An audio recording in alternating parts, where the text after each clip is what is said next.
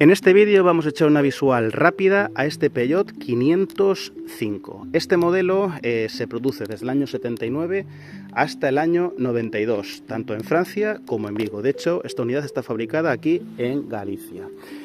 El Peugeot 505 es rival directo de los Citroën CX, de Renault 25, dos enemigos dentro de su propia casa, dentro del propio país, pero tiene un planteamiento radicalmente distinto al CX, tanto por motor como por tracción, propulsión, como vamos a ver más adelante, como por la propia personalidad del coche y también respecto al Renault 25.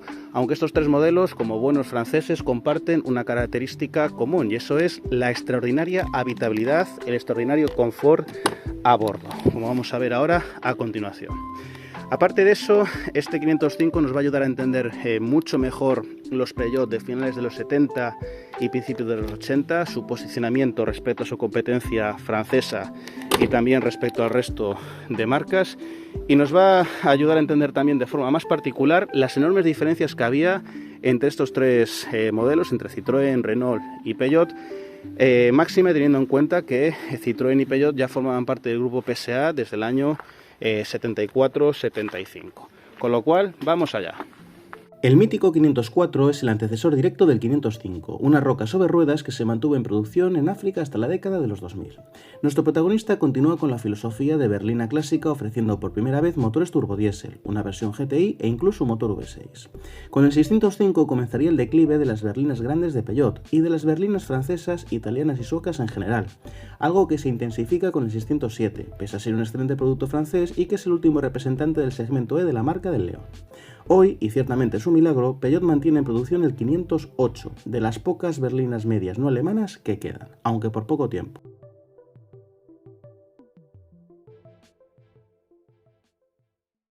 Bueno, vamos a echar un vistazo al interior. Antes de nada, destacando estas manecillas en acabado metálico, muy robustas y enrasadas, con lo cual ayuda en parte de la aerodinámica, y con dos cerraduras que obviamente no, la de serie sería esta. Y bueno, dentro, como os decía, reina el confort como un buen coche galo que se precia. Estamos ante una versión diésel y por eso, como podéis apreciar, tenemos un cuadro donde no tenemos un cuenta revoluciones. Tenemos un termómetro de refrigerante, un velocímetro tarado únicamente hasta 180 km/h, puesto que este 505 se queda lejos de alcanzar esa máxima, y un aforador del combustible junto con unos testigos luminosos a ambos lados. Obviamente dista la originalidad años luz de la que podemos encontrar en el CX22 TRS, que ya tenéis en el canal, por decir un ejemplo, como también podemos observar cuando apreciamos el salpicadero, el diseño, que es mucho más tradicional, mucho más recto, mucho menos imaginativo, como le queramos decir, que en un Citroën CX, y también, si me apuráis, que en un Renault 25. Tenemos ahí un reloj digital que hace 43-45 años pues era relativamente innovador, unas rejillas bastante pequeñas para la ventilación. Aquí tenemos las palancas y manivelas de la climatización, con un tacto, por cierto, bastante bueno, muy preciso. Botonería, que me recuerda a la del 205 por momentos. El hueco destinado para la radio, que en este caso obviamente no es original. Y tenemos ya algunos extras que no eran, mejor dicho, tan habituales en el año 81, como los elevalunas eléctricos delanteros. Y ello a pesar de que estamos en una berlina de representación del segmento E. Pero, por ejemplo, en un Mercedes W123, este gadget, este equipamiento se pagaba y mucho. Y si me apuráis, también en un clase E de principios de los 90, en un W124, sobre todo en unidades alemanas. Tenemos un volante pues bastante grande, a pesar de contar con asistencia, con doble aro en esta parte de abajo. Y bueno, dos palancas tradicionales, puesto que aquí, a diferencia del CX, pues no tenemos ni piñas, ni satélites, ni mecanismos raros. El 505 es en realidad un coche realmente tradicional. Ya desde el asiento del acompañante nos damos cuenta de que es un coche, además de cómodo, es un coche sin complicaciones. Con esto me refiero a que se nota muchísimo que Peugeot no quiere innovar lo más mínimo, que no quiere arriesgarse, pues llamémosle X, y quiere ofrecer un producto pues resultón, un producto de apuesta segura, un producto pues que vaya a tiro fijo. Un apartado que me gustaría comentar es la calidad de fabricación. Obviamente esta unidad necesita pues una pequeña puesta a punto, también de restauración, de hidratación de plásticos, que por cierto en la descripción del vídeo os dejaré algunos productos que personalmente utilizo y que os recomiendo encarecidamente para que vuestros clásicos luzcan como el primer día o incluso mejor que nuevos. Pero la verdad es que la calidad para mí está en un término medio. Un Renault 25, en mi opinión, tiene una factura ligeramente superior. Y un Citroën CX yo diría casi que también. Entonces, si tuviese que apostar por quién tiene mejor calidad de construcción y mejor calidad percibida y también real del trío, pues casi me atrevería a decir que el Renault 25 CX están un paso por delante. Si bien es cierto que no admite ninguna queja, puesto que, como os acabo de decir, las manivelas, el ensamblaje, los grillos, los ajustes, pues no están nada mal y se corresponden con un coche del segmento E. También hay que tener en cuenta que esta unidad tiene 337.000 kilómetros, 43 años y bueno, al final es uso, al final es bastante trote, es un coche pues que tiene un rodaje detrás.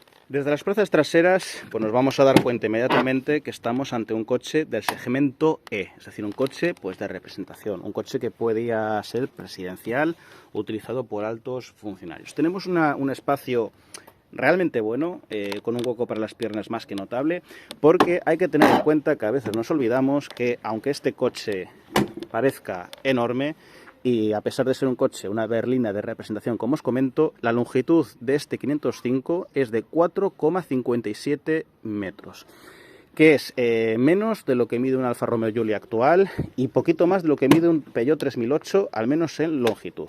Hoy una berlina de este tipo, las pocas que quedan, sobre todo alemanas, pues rondan, incluso superan los 5 metros, como es el caso del BMW Serie 5, la actual generación. Bueno, este coche, esta unidad está retapizada, según me comenta su dueño, con mucho esmero, por cierto, con mucho cuidado, muy bien hecho. Pero ya os digo, la habitabilidad y la amplitud a bordo son realmente buenas. Tenemos esta visión desde el asiento trasero derecho. La verdad es que tenemos muchísima luminosidad. Tenemos una sensación de desahogo, una sensación de libertad pues mucho mayor que en un vehículo actual que tiene la línea de cintura mucho más elevada. Y bueno, aquí detrás contamos con un cenicero. Curiosamente solo tenemos este cenicero aquí, no tenemos uno en cada puerta como ocurre en el 90% de los coches de esta época que he grabado y que he probado hasta ahora. Y eso sí, atrás contamos con elevalunas manuales y no con elevalunas eléctricos como en las plazas delanteras. Ya contar con este elemento en las plazas traseras, que si podemos encontrarlo, por ejemplo, en un CX o en versiones más elevadas de este 505, pues ya sería, pues digamos, el Nova Más de la época. Bueno, uno de los aspectos que más me llama la atención, sobre todo teniendo en cuenta los 4,57 metros de largo, que hoy día es una medida completamente normal, es la enorme capacidad del maletero que directamente parece surrealista. Estamos ante un sedán de 4 puertas, no tenemos portón, pero bueno, como podéis ver el acceso es enorme y tan solo se puede achacar pues que el umbral de carga no esté un poquito más abajo, puesto que el emplazamiento de la matrícula lo tenemos aquí y no en la tapa del portón. Os dejaré la cifra exacta ahora a continuación, pero dudo mucho que se quede lejos de los 600 litros. Y aparte de eso, fijaros que tenemos unas formas perfectamente aprovechables, muy cuadradas. Tenemos aquí el conducto que va hacia el depósito de combustible, puesto que la toma del depósito la tenemos aquí a la izquierda, al lado del conductor. Y bueno, aquí podemos cargar absolutamente de todo. Es ideal pues para ir de viaje toda la familia y algo más. Y ciertamente pues es una capacidad que hoy encontramos en algunos modelos de Skoda y en algunos SUV de 7 plazas y poco más. El Peugeot 505 estuvo disponible con multitud de variantes mecánicas, tanto de gasolina como diésel. En gasolina tenemos un motor 2300 y un motor 2500. El motor 2500 más potente con intercooler entregaba la friolera de 110 caballos, mientras que el que no tenía intercooler se quedaba en 90. Pero en este caso estamos ante un bloque 2500 de 75 caballos sin sobrealimentación, es decir, atmosférico. El mismo bloque que podemos encontrar, por ejemplo, en un Citroën CX 25 diésel. No obstante, más allá de las características técnicas, puesto que es un motor diésel a la antigua usanza, sin sobrealimentación, con muy buena respuesta en bajos porque tenemos una cilindrada relativamente alta y con una longevidad a prueba de bombas, puesto que ya por fabricación y ya por la propia potencia específica y demás es un candidato muy bueno a ser prácticamente eterno, y así esta unidad tiene 340.000 kilómetros siendo virgen, manteniendo sus componentes de origen. Más allá de eso, lo interesante de este coche es que, como podéis apreciar, el bloque se encuentra dispuesto longitudinalmente. ¿Por qué? Porque este 505 cuenta con propulsión trasera, y es un matiz muy importante, puesto que en la década de los 80 la propulsión, incluso en berlinas de representación como este Peugeot 505, estaba ya en franca decadencia. Básicamente porque ya no era necesario colocar un bloque longitudinalmente, puesto que con un motor de 4 cilindros colocado transversalmente ya obtenemos una potencia suficiente, no tenemos que recurrir a 6 cilindros ni a motores muy grandes que no caben transversalmente. Y también en parte porque un propulsor dispuesto transversalmente favorece la habitabilidad, favorece la amplitud, digamos, la vida a bordo de los ocupantes. Entonces, esta característica, como os comento, motor longitudinal y propulsión trasera, pues digamos, realza aún más el carácter clásico, el carácter tradicional, el carácter a la vieja usanza, de vieja escuela del Peugeot 505. Es una potencia que es suficiente, entre comillas, en el sentido de que son 75 caballos, pero como todos sabemos, en la década de los 80, sobre todo aquí en Galicia, las vías rápidas, las autovías, autopistas, pues brillaban por su ausencia, y en entornos, digamos, rurales, comarcales, en carreteras secundarias, incluso nacionales, pues tenemos potencia suficiente. La potencia suficiente como para calificar este Peugeot 505 de movilidad, digamos, digna, que se pudiera mover de manera más o menos digna en el tráfico, con un consumo hasta un 50% inferior respecto a las variantes de gasolina.